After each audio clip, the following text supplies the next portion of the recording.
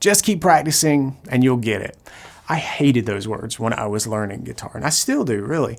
Practicing the same thing over and over, it might get you where you want to go, but sometimes it just turns an unknown problem into a well-worn habit. And this is especially true as a beginner guitarist when you don't know what you don't know.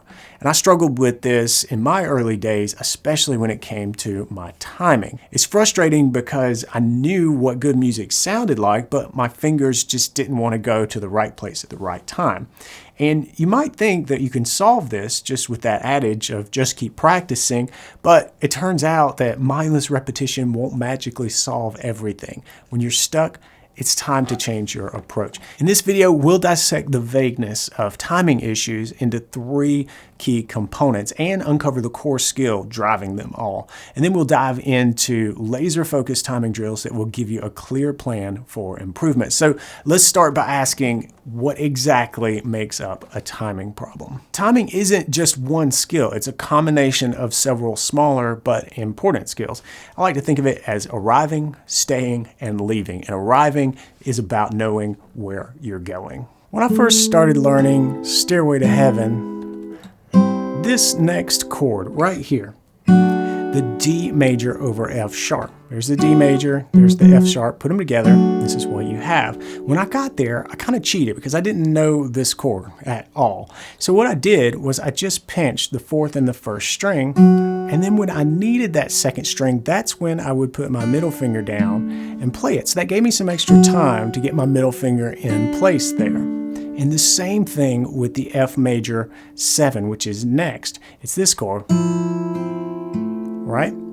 Where I'm pinching the 4th string in the open first and then just falling through the strings, right? What I would do, because I didn't know where I was going, was buy some time by keeping my index and middle finger off of the fretboard and then putting them in just when I need it. Now, in fingerstyle guitar, there's definitely plenty of times where you'll move just when you need a note, but in this case, I just should have learned the chord. It would have paid off more just to know this chord shape and know how to get into it. So how can you do that? Well, here's a tip that I first saw in a video by Andy Guitar. It was aimed at beginner guitars, and I think that that can help you as a beginner, but this helps me learn more complicated chord shapes even now.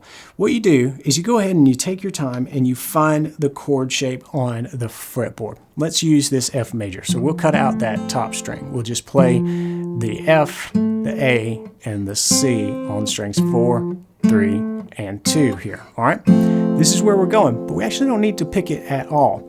You can just stop the strings if you want to, but hold that chord shape and then release. Keep your fingers on the string, but just gently resting on top of them and then press back down. You're just training that ability to just kind of snap onto the strings at the frets where you need to be, right? We're just kind of baking that chord shape into memory here. And then what we want to do is gradually come off of the strings and then back down. So from off the strings to that squeezing down motion. And then we want to increase that as we get some reps in here, okay? And ultimately, I want you to be able to just kind of shake your hand out so that there's just a random position of your fingers, right, in space, and then come down on that chord shape, right? That's a good test for how well you know it. How well do you know a chord shape? Can you just kind of snap into it from anywhere without even thinking, right? You'll be able to get there with this exercise. Give it a shot if you're struggling with knowing where to go next. What we're really doing is telling our fingers where we want them to go. And of course, this not only works with chords and learning new chord shapes, but it works with playing a lick or a melody as well. Let's take a look.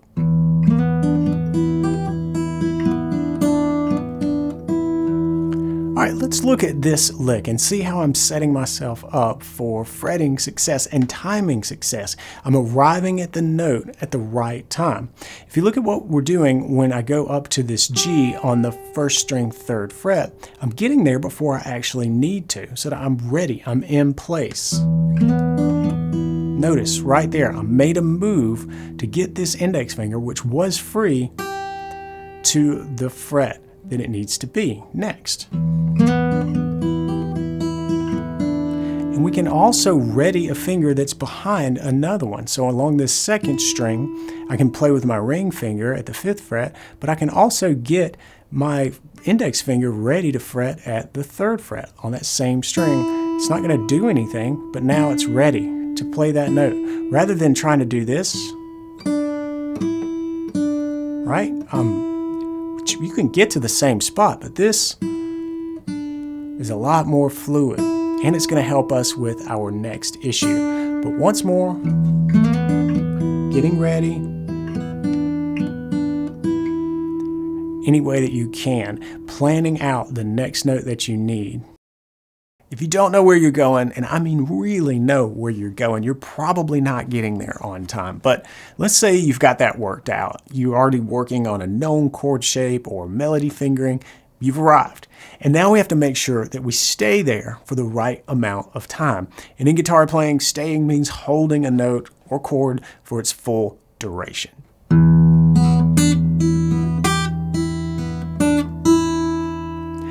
This lick has some problems. It's got some potential, but right now it sounds broken and choppy when we're looking for smooth and fluid. So what can we do about that?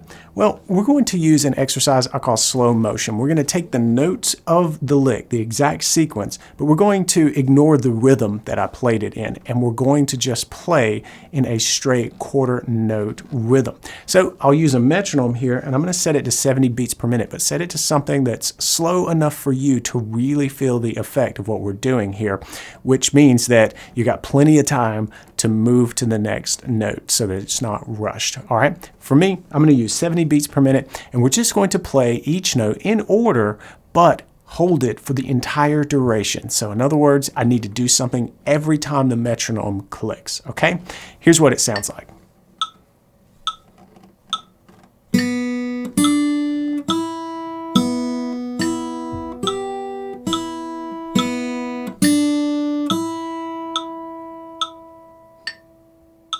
Make sure that you're doing this with a tempo that really helps you to feel the effect of staying in one space. It should be a little slow for you. I want you to train the ability to stay in that note until the click. Let that click be the marker of when you need to do something.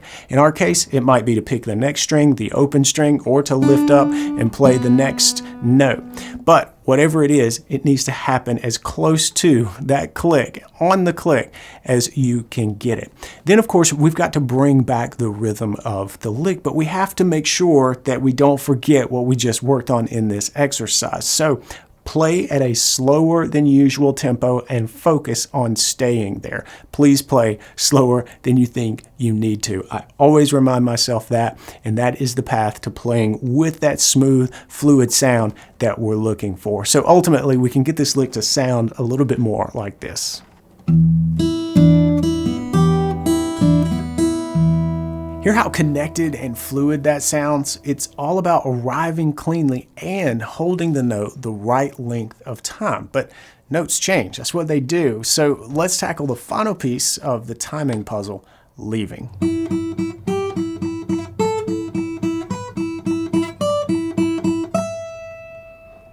All right, this has some problems, but we're going to fine-tune it with an excellent exercise because we're going to train the ability to not only arrive on time, but also to leave, to get out of the way of that open string. And we're going to do this by picking out a 16th note rhythm. So we count this: 1 E and a, 2 E and a, 3 E and a, 4 E and a. Now, you can pick this with a different finger if you need to train a different part of your technique, or even a flat pick will work here. But I'm going to use my index finger, and I'm just going to pluck out along the first string. And the notes that we're going to use are the notes of the E minor pentatonic scale. I want to play the open E, that's the first note of the scale. We're going to play the 3rd fret for the G note, that's the minor 3rd of the scale. This is all on the first string. Then we're going up to the 5th fret for the A note, the 4th of the scale. Then the 5th of the scale is at the 7th fret, that's a B note, and then a D note at the 10th fret, that's the flat 7th, and then finally the octave at the 12th fret here for an E. Now, when we play is important. We're only going to play on the of the count, so 1 E and We're When I say play, I mean we're going to play a fretted note there. Everything else is the open first string. So 1 E and 2 E and so on as we move up through the notes of the scale. So you can see that you've got to arrive on time to avoid getting some buzzes, some squeaks and squeals, and you've got to get out of the way or you're going to get a thump or a cracking sound, right? We want to hear that open first string ringing nice and clearly like a bell throughout this entire exercise. So here it is from start to finish. 1 E and 2 E and 3 E and 4 E and 1 E and 2.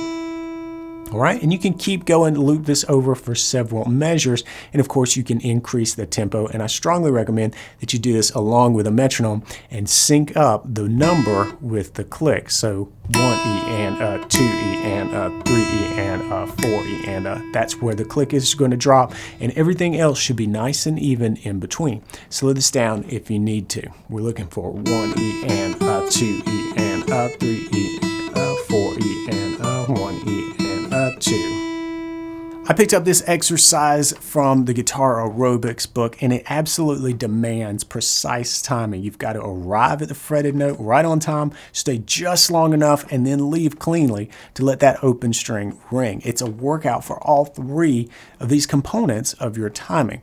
Start slow, focus on clarity. Each note should ring clearly, especially those open strings before and after the fretted note, and gradually increase your speed as you get comfortable. But here's the kicker. What's underlying all of this that ties arriving, staying, and leaving together? It's hand synchronization. To nail this exercise and to master timing in general, both your fretting hand and your picking hand need to work together in perfect sync. Your fretting hand's got to arrive, stay, and leave at precisely the right moments, all while your picking hand maintains a steady rhythm. Hand synchronization is one of the keys to great timing, and so much of it really is in your picking hand. So what can we do to make sure that your picking hand sets the pace perfectly? Watch this video next to challenge yourself to one of the toughest rhythm exercises out there. It is sure to test your timing and help you improve it. I'll see you there. Until then, practice smart and play on.